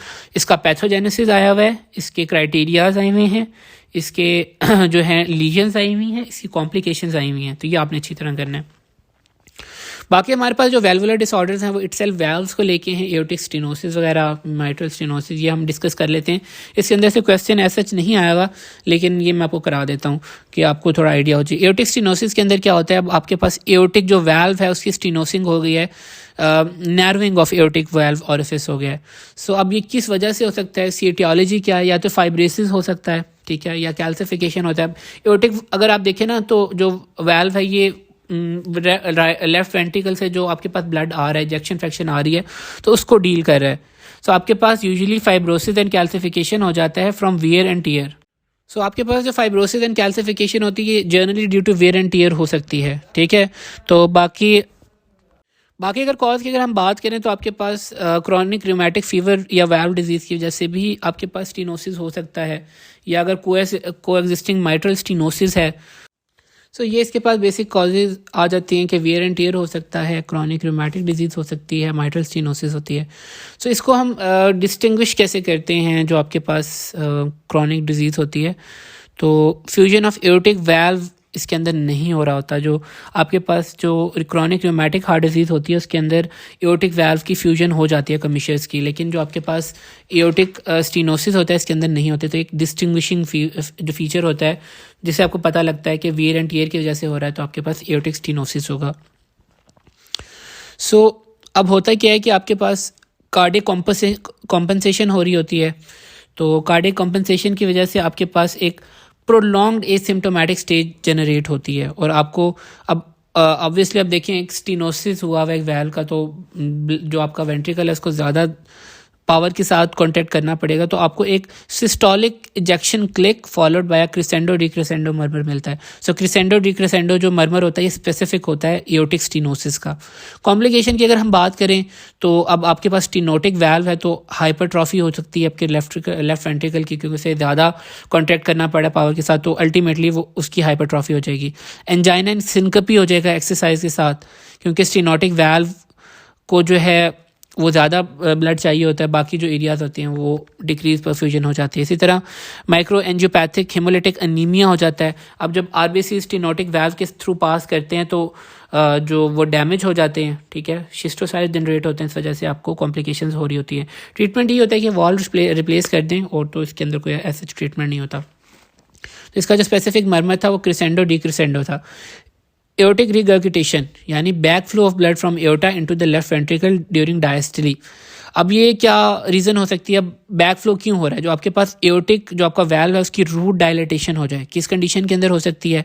सिफिलिस के अंदर हो सकती है, सिफिलिटिक एनेरिज्म की वजह से हो सकती है, एओर्टिक डायसेक्शन की वजह से हो सकती है, या आपके पास अगर वैल्व इटसेल्फ डैमेज हो गया, फॉर एग्जांपल इन्फेक्शियस एंडोकार्डाइटिस वगैरह की वजह से, या फिर इंडिविजुअल कोई कॉज आ गई है, तो ये syphilitic aneurysm, aortic dissection and infectious endocarditis की वजह से आपके पास जो एओर्टिक रूट है वो डायलेट हो जाती है।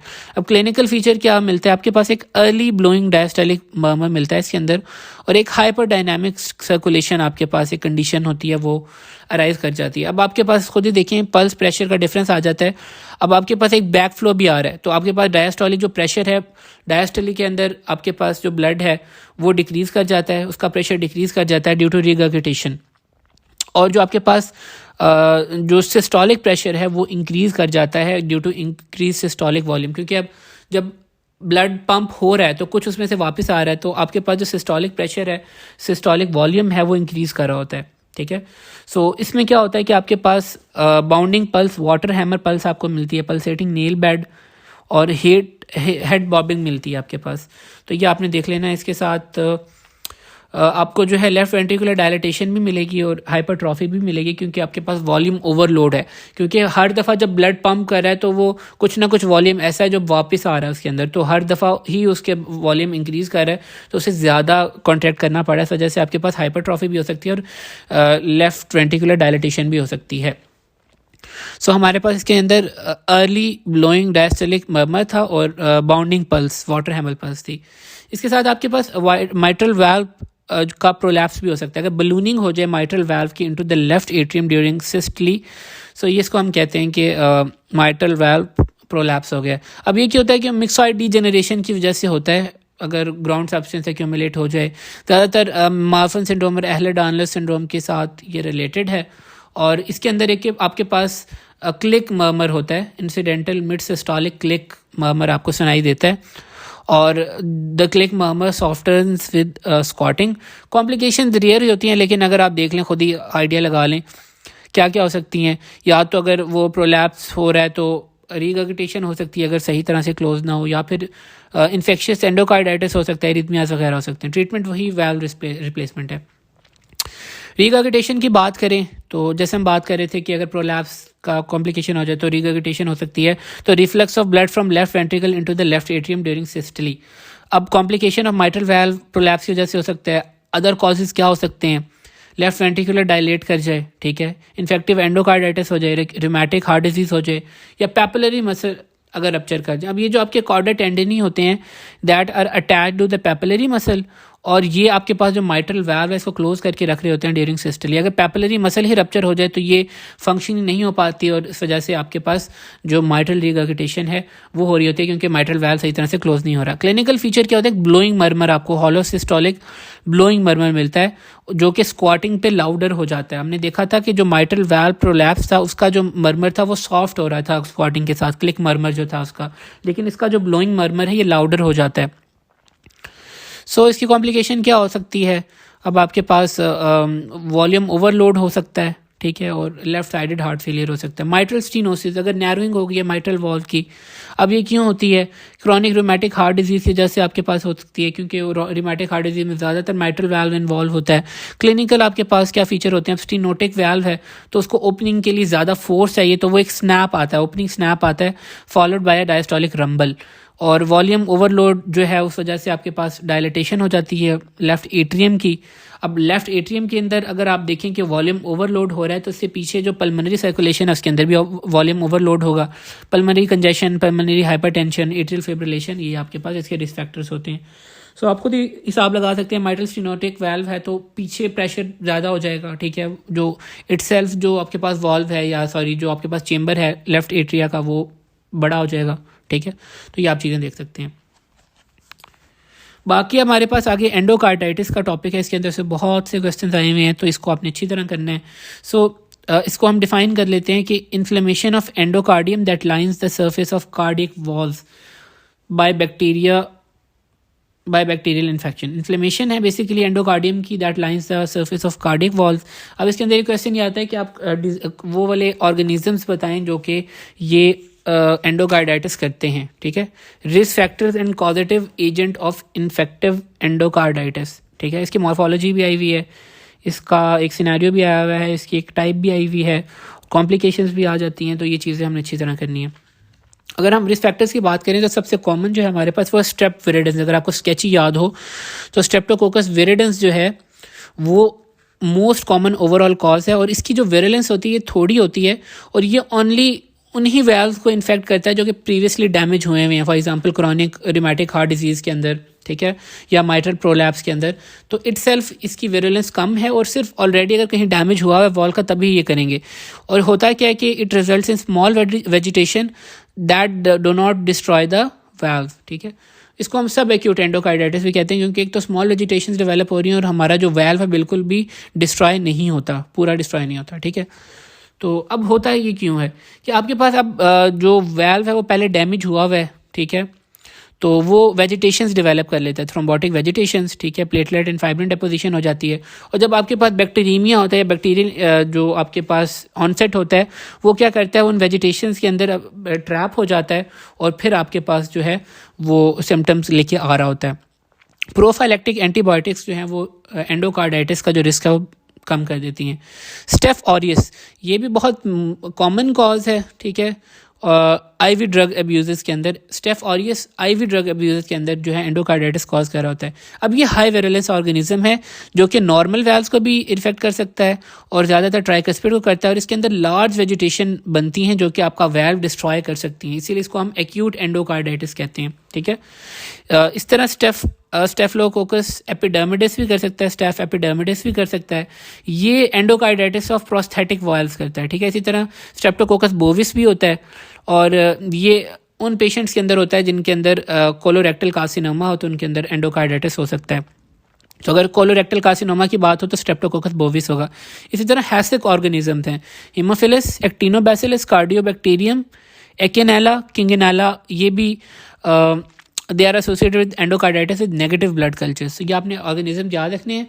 स्टेफ जो आपके पास विरिडेंस है ये आपके पास सब एक्यूट एंडोकार्डाइटिस कराता है। स्टेफ ऑरियस एक्यूट एंडोकार्डाइटिस कराता है। Staphylococcus epidermidis endocarditis of prosthetic valves कराता है। स्टेफलोकोकस बोविस जो है ये कोलोरेक्टल कार्सिनोमा के साथ एसोसिएटेड और हैसिक ऑर्गेनिज्म। एच से हेमोफिलस, आगे ए से एक्टिनोबैसिलस, कार्डियोबैक्टीरियम, एकिनेला एंड कैंगनेला, ये आपने देख लेना है। अब आपको क्लिनिकल फीचर्स क्या नज़र आते हैं? एंडोकार्डाइटिस एक बैक्टीरियल इन्फेक्शन है, फीवर आपको बैक्टीरियमिया की वजह से, मरमर एक वेजिटेशन की वजह से वेजिटेशन डेवलप हो गई हैं तो आपको एक मरमर सुनाई देगा। इसके साथ आपके पास दो स्पेसिफिक चीज़ें आती हैं। एक तो जेन वे लीजन्स आती हैं, जो आपके पास लीजन्स आपको जो आपके पाम्स और सोल्स हैं वहाँ पर एरिथमेटस नॉन टेंडर जो है ना वो लीजन्स आपको नज़र आते हैं। इसके तरह ऑस्लर नोड नज़र आते हैं आपके पास, लीजन्स फिंगर और टोज़ के ऊपर बन जाती हैं, ठीक है। और स्प्लिंटर हेमरेजेस आपको नज़र आ सकते हैं नेल बेड के अंदर, ठीक है। तो ये क्यों होता है? ये बेसिकली एम्बोलाइजेशन, जो आपकी वेजिटेशंस होती हैं ना वो एम्बोलाइज कर जाती हैं इन एरियाज़ के अंदर, तो नॉन टेंडर लीजन्स बन रही होती हैं, जेन वे लीजन्स, स्प्लिंटर हेमरेजेस और ऑस्लर nodules. Anaemia of chronic disease भी हो सकता है। लेबॉर्ट्री अगर फाइंडिंग देखें तो एक तो आप थ्रोट कल्चर कराएंगे तो आपके पास पॉजिटिव ब्लड कल्चर आएंगे और एनीमिया के सिम्टम्स आपको पॉजिटिव मिलेंगे क्रॉनिक डिजीज़ के अंदर। For example decrease HB, decrease MCV, increase ferritin, decrease TIBC, decrease serum iron and saturation, microcytic anaemia वाले जो आपके पास बेसिक फीचर्स हैं वो आपको नज़र आएंगे। तो ये आपने देख लेना है। बाकी आपके अंदर इसके अंदर और क्या क्या चीज़ें हैं? हाँ जी, नॉन बैक्टीरियल थ्रोम्बोटिक एंडोकार्डाइटिस जो है वो स्टेराइल, उसकी जो है स्टेराइल वेजिटेशंस होती हैं और वो हाइपर कोगुलेबल स्टेज की वजह से होती हैं या कोई एडिनोकार्सिनोमा की वजह से हो सकती हैं। इसी तरह एक क्वेश्चन आया हुआ था, एक 40 ईयर ओल्ड फीमेल हैं जिनको जॉइंट पेन है, फेशियल रैश है, शॉर्टनेस ऑफ ब्रेथ है, लेग एडीमा है और ANA and double strand DNA test positive है। एना और double strand DNA test positive है। तो आप बताएं कि क्या प्रॉब्लम है? तो वो जो डायग्नोसिस लगा हुआ था वो एंडोकार्डाइटिस ऑफ SLE लगा हुआ था। एंडोकार्डाइटिस ऑफ SLE को हम लिबमैन सैक्स एंडोकार्डाइटिस भी कहते हैं और ये स्टीराइल वेजिटेशन इसके अंदर होती हैं, that is related to SLE, ठीक है। वेजिटेशंस आपके पास अंडर सरफेस पे भी मौजूद होती हैं और जो उसका अंडर सरफेस पे भी और इटसेल्फ सरफेस के ऊपर भी मौजूद होती हैं। तो ये एक सिनेरियो आया हुआ था जिसके अंदर उन्होंने एंडोकार्डाइटिस ऑफ SLE लिखा हुआ था। 40 ईयर फीमेल थी, जॉइंट पेन था, फेशियल रैश भी था और SOB भी था, लेग एडीमा भी था और एना और double strand DNA test positive था। बाकी इसकी कॉम्प्लिकेशंस की अगर हम बात करें कि कॉम्प्लिकेशंस क्या क्या हो सकती हैं, कॉम्प्लिकेशन से पहले बल्कि इसकी जो मॉर्फोलॉजी है वो भी आई हुई है, तो आप मॉर्फोलॉजी लिख लीजिएगा। तो आपके पास जो एंडोकार्डाइटिस का हॉलमार्क होता है that is the presence of friable, bulky and potentially destructive vegetations. Hallmark क्या है आपके पास? पहला पॉइंट आप लिख लें, hallmark of endocarditis is presence of friable FRIABLE, friable, bulky, potentially destructive vegetations that contain fibrin, inflammatory cells and bacteria, ठीक है। Vegetations आपको सबसे पहले मिलेंगी जिसके अंदर fibrin, inflammatory cell and bacteria होगा। अब ये अफेक्ट क्या करती है? Aortic and mitral valves are mainly affected. these can be, जो आपके पास वेजिटेशंस होती है, these can range from single to multiple lesions और वेजिटेशंस में erode into myocardium forming ring abscess. So आपके पास जो एओर्टिक एंड माइटल वाल्व हैं ये बेसिकली इन्वॉल्व हो रहे होते हैं और सिंगल टू मल्टीपल आपके पास जो है वो लीजन्स आ रही होती हैं। और जो वेजिटेशंस होती हैं ये आपकी मायोकार्डियम को भी इन्वेड कर सकती हैं, फॉर्मिंग रिंग एब्सेस। अब आपके पास जो एम्बोलाई होते हैं ना, ये वेजिटेशंस है, ये आपके पास शेड कर सकते हैं और आपको सेप्टिक इन्फार्क्ट या मायोकॉटिक इन्फार्क्ट जो है वो प्रेजेंटेशन आती है कि अगर एम्बोलाई शेड कर जाएं वेजिटेशन से तो ये सेप्टिक इन्फार्क्शन या इन्फार्क्ट्स बना सकते हैं। तो ये आपके पास इसकी मॉर्फोलॉजी है। हॉलमार्क क्या है? Presence of vegetation. आपका ज़्यादातर aortic and mitral valves are involve, single to multiple lesions हो सकती हैं, वेजिटेशंस आपकी इरोड कर सकती हैं मायोकार्डियम को, फॉर्मिंग रिंग एब्सेस। एम्बोलाई अगर शेड कर जाए वेजिटेशन से दे फॉर्म सेप्टिक इन्फार्क्ट या माइकोटिक इन्फार्क्ट। कॉम्प्लिकेशंस की हम बात कर लेते हैं, यहीं से हमारा हो जाएगा। एक कॉम्प्लिकेशन आप ये लिख सकते हैं सेप्टिक इन्फार्क्ट्स या मायोकॉटिक इन्फार्क्ट्स, ये आप लिख सकते हैं। माइकोटिक एनेरिज्म इसकी कॉम्प्लिकेशन है, पहली कॉम्प्लिकेशन से सेप्टिक इन्फार्क्ट, दूसरी है माइकोटिक एनेरिज्म। इसके साथ तीसरा emboli, micro thrombo embolic conditions हो सकती हैं। इसके साथ आप ये लिख सकते हैं जो आपने जेनवे लीजन्स पढ़ी थी ना, erythematous non tender lesions on palms and sole, ये भी इसकी कॉम्प्लिकेशन है। ऑस्लर नोड लिख सकते हैं, subcutaneous nodules and pulp of digits, ऑस्लर nodes हो सकते हैं। इसी तरह रेटिनल हैमरेजेस इन आइज, इसको हम कहते हैं Roth spots, ROTHSPOTS spots, Roth spots. तो रेटिनल हैमरेज, तो कॉम्प्लिकेशन के अंदर आपके पास septic infarcts, mycotic aneurysm, micro thrombo embolic conditions, Janeway lesions, इसके साथ साथ ऑस्लर नोड्यूल्स, रेटिनल हैमरेजेस, ये इसकी कॉम्प्लिकेशन है। तो ये आपने अच्छी तरह करना है। इसके risk factors and causative agents कर लें आप रिस्क फैक्टर्स के अंदर आपके पास जो है वो एक्यूट रोमैटिक जो है ना वो प्रॉब्लम्स आ सकती है, माइट्रल वाल्व की प्रॉब्लम्स आ सकती हैं। कॉजेटिव एजेंट्स के अंदर आपके पास स्टेफ ऑरियस वाले तमाम आ जाएंगे। इसकी मॉर्फोलॉजी आप अच्छी तरह लिख लीजिएगा और आप कॉम्प्लिकेशंस भी कर लीजिएगा। बाकी आपके पास आगे कार्डिक मायोपैथीज आ जाती हैं, इसको हम जस्ट देख लेते हैं। अब आपके पास डायलेटेड कार्डियो मायोपैथी आती है और हाइपरट्रॉफिक कार्डियो मायोपैथी आती है और रिस्ट्रिक्टिव कार्डियो मायोपैथी आती है। डायलेटेड कार्डियो मायोपैथी के अंदर आपके पास चारों चेम्बर्स की डायलेटेशन हो जाती है और it result in a systolic dysfunction, ventricles can not pump leading to biventricular आपके पास हार्ट फेलियर। अब इसके अंदर क्या होता है कि कॉम्प्लिकेशंस क्या हो सकती हैं, माइट्रल एंड ट्राइकस्पिड वाल्व की रिगर्गिटेशन हो सकती है क्योंकि आपके पास एक तो वेंट्रिकल सही तरह से पंप नहीं कर पा रहे, सिस्टोलिक डिसफंक्शन हो रहा है, तो it can lead to arrhythmias, tricuspid valve and mitral valve regurgitation. अब इसकी मोस्ट कॉमन जो है ये इडियोपैथिक होती है, लेकिन genetic mutations, myocarditis usually due to Coxsackie virus A and B, इस वजह से भी हो सकता है, और अल्कोहल अब्यूज़ की वजह से हो सकता है, ड्रग्स की वजह से हो सकता है, प्रेगनेंसी की वजह से हो सकता है, हीमोक्रोमेटोसिस की वजह से हो सकता है। ट्रीटमेंट इसका यही है कि चारों अब आपके पास चेम्बर ख़राब है तो हार्ट ट्रांसप्लांट कर दें। हाइपरट्रॉफिक कार्डियोमायोपैथी में क्या होता है कि आपके पास लेफ्ट वेंट्रिकल की हाइपरट्रॉफी हो जाती है। अब इसके अंदर आपके पास क्या हो सकता है, जेनेटिक रीजन भी हो सकती हैं, genetic mutation in sarcomere proteins. Clinical features के अंदर आपके पास क्या होगा, हाइपरट्रॉफी होगी है तो कार्डियक आउटपुट है वो डिक्रीज़ कर जाएगा। तो left ventricular hypertrophy leads to diastolic function, ठीक है, वेंट्रिकल्स कैन नॉट फिल। तो आपके पास डायलेटेड कार्डियोमैथी थी, इसके अंदर सिस्टोलिक डिसफंक्शन आ रहा था, इसके अंदर आपके पास डायस्टोलिक डिसफंक्शन आ रहा है। सडन डेथ हो सकती है due to ventricular arrhythmias, syncope with exercise होगी और बायोप्सी पे आपको मायोफाइबर हाइपरट्रॉफी मिलेगी, सही है।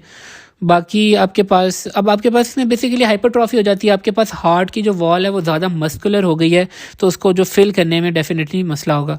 रिस्ट्रिक्टिव कार्डियो मायोपैथी, इसके अंदर क्या होता है कि आपके पास जो डिक्रीज कंप्लायंस होती है वेंट्रिकुलर एंडोमायोकार्डियम की, जो रिस्ट्रिक्ट कर देती है आपकी फीलिंग के ड्यूरिंग द डायस्टली। अब आपके पास कंप्लायंस ही कम हो गई है। क्यों कंप्लायंस कम हो गई है? एमाइलोइडोसिस की वजह से हो सकती है, सार्कोइडोसिस की वजह से हो सकती है, कोई फाइब्रोइलास्टिक कंडीशन हो सकती है एंडोकार्डियम की, लॉफलर सिंड्रोम हो सकता है। सो ये कैसे प्रेजेंट करता है? कंजेस्टिव हार्ट फेलियर की तरह प्रेजेंट करता है और आपके पास जो ईकेजी पे डिमिनिश क्यूआरएस का एम्पलीट्यूड होता है। इसमें याद रखिएगा डायलेटेड के अंदर आपके पास सिस्टोलिक डिसफंक्शन है, हाइपरट्रॉफी के अंदर डायस्टोलिक डिसफंक्शन है। बाकी आपके पास ट्यूमर्स हैं, कुछ ट्यूमर्स हम देख लेते हैं, मिक्सोमा, रेब्डोमायोमा एंड मेटास्टेसिस। मिक्सोमा के अंदर ये बिनाइन मेसेनकाइमल ट्यूमर है with gelatinous appearance and abundant ground substance, और ये प्राइमरी ट्यूमर है इन अडल्ट्स और ये एक पेडंकुलेटेड मैस बनाता है लेफ्ट एट्रियम के अंदर, दैट कॉजेज सिनकपी। सिनकपी क्यों हो रही होती है? क्योंकि माइट्रल वाल्व है वो ऑब्स्ट्रक्ट हो रहा है physically due to the pedunculated mass. Rhabdomyoma अब आपको पता लग रहा है मसल का मायोमा है, तो it is a benign haematoma of cardiac muscle और it is the primary cardiac tumour in children और इसके अंदर ट्यूबरस स्क्लेरोसिस होता है। इसी तरह मेटास्टेसिस है, मेटास्टेसिस मोर कॉमन होते हैं in the heart than primary tumours. और कहाँ से आ सकता है metastasis? Breast and lung carcinoma, ठीक है, मेलानोमास, लिम्फोमास, तो अगर वो कार्सिनोमास हुए हैं तो ये मेटास्टाइज कर सकते हैं। सो ये बेसिकली पेरिकार्डियम को इन्वॉल्व करते हैं और पेरिकार्डियल इफ्यूजन कॉज करते हैं। तो मिक्सोमा अडल्ट्स के अंदर मोस्ट कॉमन है और रेब्डोमायोमा इज अडल्ट कार्डिक ट्यूमर जो है वो चिल्ड्रन के अंदर ज़्यादातर कॉमन है। सो ये हमारा टॉपिक था, थोड़ा सा लंबा एंड कॉम्प्लेक्स अजीब सा है, बट आपने इसके अंदर से कम इन्फेक्टिव एंडोकार्डाइटिस ज़रूर कर लें, आप रिमेटिक हार्ट डिजीज़ कर लें, आप फेलियर ज़रूर कर लीजिएगा, right and left sided failure, और आपके पास MI ज़रूर कर लीजिएगा। और उसका टेबल मैं इंशाल्लाह लगा दूंगा, सो आप इसको अच्छी तरह कर लीजिएगा। उम्मीद है कुछ आपको समझ आई होगी, तो इंशाल्लाह दुआ में याद रखिएगा, ज़रूर मुलाकात होगी।